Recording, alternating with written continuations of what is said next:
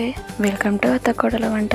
ఈరోజు మన ఛానల్లో మిల్ మేకర్ పులావ్ ఎలా చేసుకోవాలో చూద్దాం. మేకర్ పులావ్ కావాల్సిన పదార్థాలు: పుదీనా, ఆలుగడ్డ, టమాటా,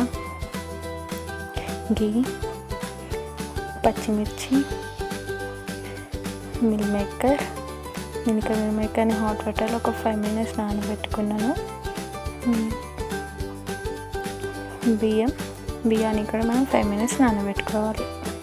ఇప్పుడు స్టవ్ పైన కడాయి పెట్టుకొని ఒక కప్ ఆయిల్, 1 tablespoon గీ వేసి ఆయిల్ హీట్ అయ్యాక లవంగాలు, ఇలాచి, జీలకర్ర వేసుకోవాలి.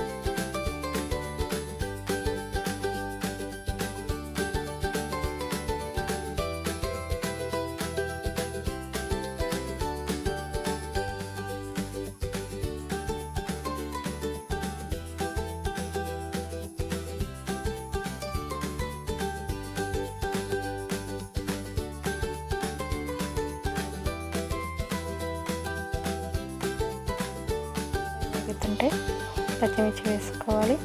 అలాగే నేను ముందుగా చెప్పడం మర్చిపోయిన ఆనియన్స్ కూడా వేసుకొని గోల్డిష్ వచ్చే వరకు వేయించుకోవాలి.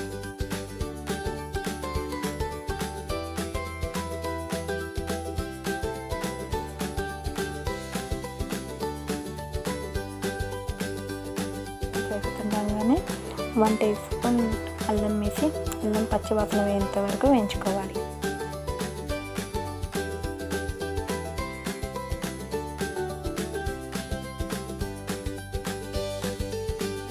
వేగినాక అందులోనే మనం పుదీనాకు వేసి కలుపుకోవాలి. అందులోనే మనం ముందుగా కట్ చేసి పెట్టుకున్న పొటాటో, టమాటా వేసి బాగా కలుపుకోవాలి. ఆలుగడ్డ, టమాటా వేగాక ముందుగా మనం నానబెట్టుకున్న మిల్ మేకర్ని వేసి బాగా కలుపుకోవాలి.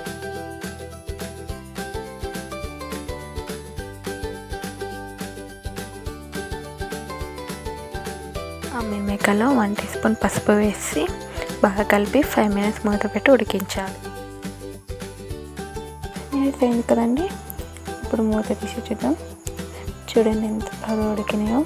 దీంట్లోకి మనం కారం, ఉప్పు వేసి బాగా కలుపుకొని మూత పెట్టి మరో 5 minutes ఉడికించుకోవాలి. చూడండి బాగా ఉడికినాయి. ఇప్పుడు మనం ఏ కప్పుతో అయితే రైస్ తీసుకున్నామో అదే కప్పుతో 1 నుంచి 1.5 కప్పు వాటర్ తీసుకోవాలి.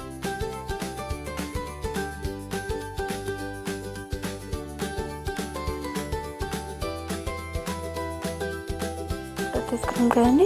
ఇప్పుడు రుచి చూసి మీ రుచికి తగ్గట్టుగా సాల్ట్ తక్కువ ఉంటే వేసుకోండి.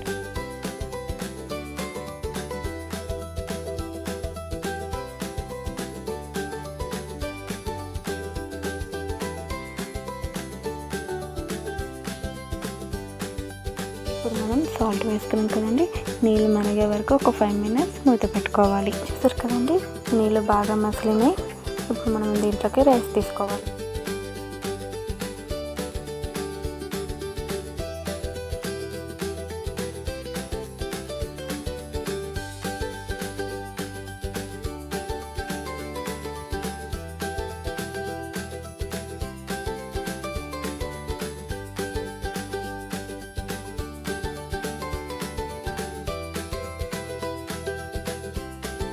కదండి, ఇప్పుడు రైస్ ఉడికిందో లేదో చూద్దాం.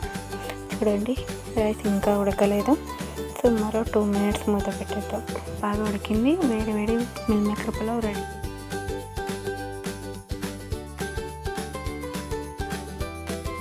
ఇప్పుడు మనం దీన్ని ప్లేట్లకి సర్వ్ చేసేసుకుందాం.